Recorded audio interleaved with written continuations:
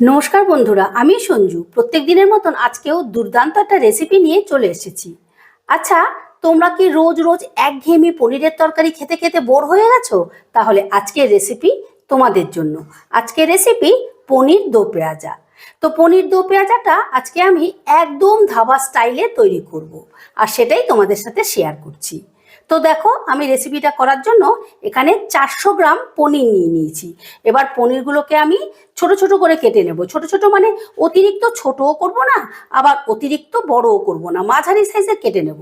তবে তোমাদের যেরকম পছন্দ তোমরা সেই মতো পনিরগুলোকে কেটে নেবে।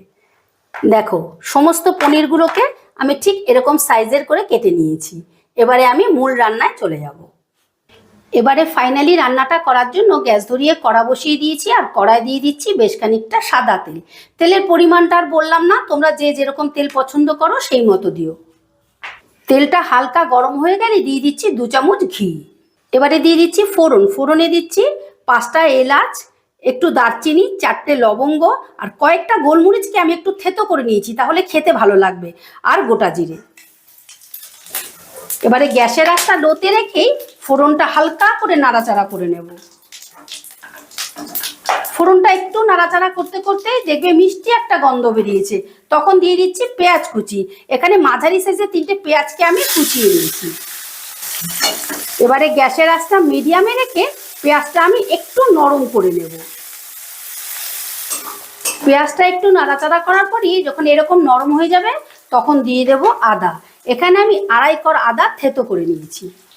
আর দিয়ে দিচ্ছি রসুন। এখানে আমি 13-14টা রসুনকেও থেতো করে নিয়েছি। এবারে আদা আর রসুনটাকেও একটু নাড়াচাড়া করে নেব। আদা রসুনটা একটু নাড়াচাড়া করে দিয়ে দিচ্ছি আমি লঙ্কা কুচি। এখানে আমি 7-8টা লঙ্কাকে কুচিয়ে নিয়েছি। তোমরা ঝালটা যেরকম খাবে সেরকম দিও। একই সাথে দিয়ে দিচ্ছি টমেটো কুচি। এখানে আমি মাঝারি সাইজের 3টে টমেটোকে ছোট ছোট করে কুচিয়ে নিয়েছি।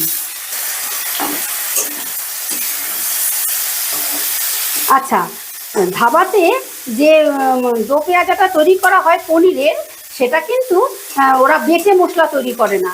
ওরা হচ্ছে এরকম নয় থেতো করে, নইলে গ্রেট করেই রান্নাটা করে। সেই জন্য ওদের রান্নাটা খেতে এতটা টেস্টি হয় আর ফ্লেভারফুল হয়। তাই একদম ওদের মতন করেই আমি রান্নাটা আজকে তৈরি করছি। এবারে এটাকে বেশ ভালো করে আমি কষিয়ে নেব, যতক্ষণ না আদা রসুন পেঁয়াজ টমেটোর কাঁচা গন্ধটা যাচ্ছে।